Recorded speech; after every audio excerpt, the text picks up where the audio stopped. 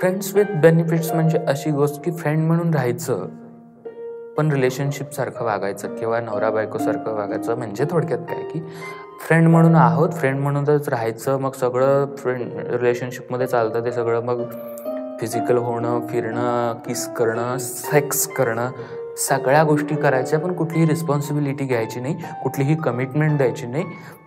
तुला बरं वाटतं, मला बरं वाटतं म्हणून करायचं. फक्त सेक्स करायचं, बाजूला व्हायचं, फ्रेंड म्हणून राहायचं. सेक्स करायचं, बाजूला व्हायचं, फ्रेंड म्हणून राहायचं. म्हणजे सेक्स करायचं, किस करायचं, हग करायचं, सगळं करायचं पण रिलेशनशिपमध्ये नाही. And this is called friends with benefits.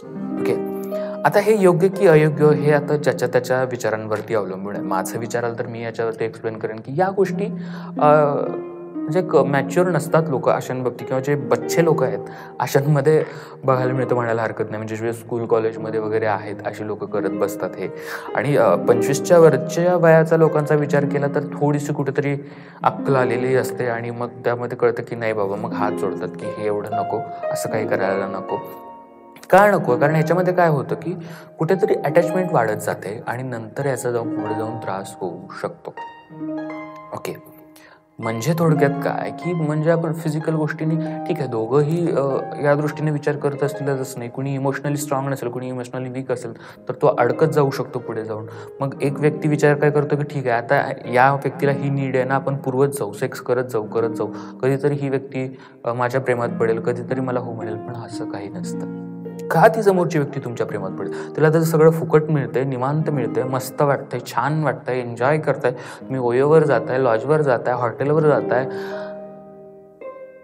सगळं करताय. हे जर कोणाला निवांत फुकट मिळत असेल तर कोण तुम्हाला रिलेशनशिपमध्ये का जाईल, अडकून का राहील, कोणी कमिटमेंट का देईल? ही गोष्ट खूप इम्पॉर्टंट आहे. त्यामुळे या गोष्टीकडे तुम्ही लक्ष देणं गरजेचं आहे.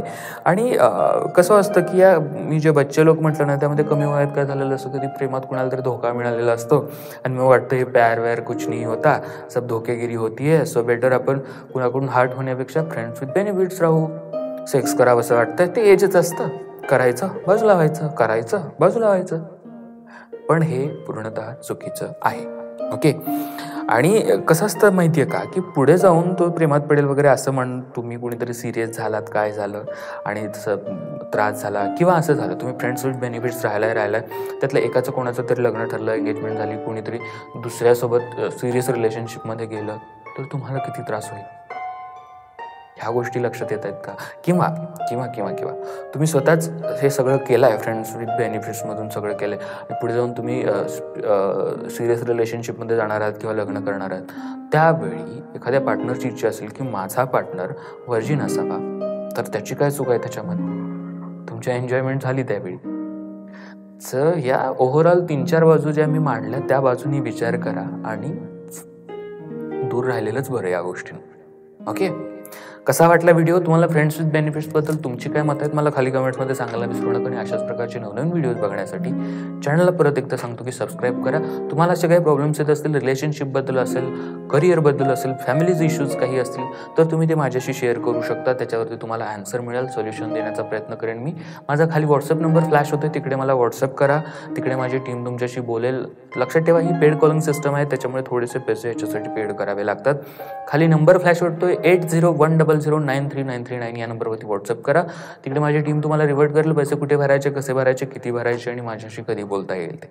ओके, लवकरच भेटूया एका नव्या कोऱ्या व्हिडिओसह. तर टाटा, बाय, टेक केअर.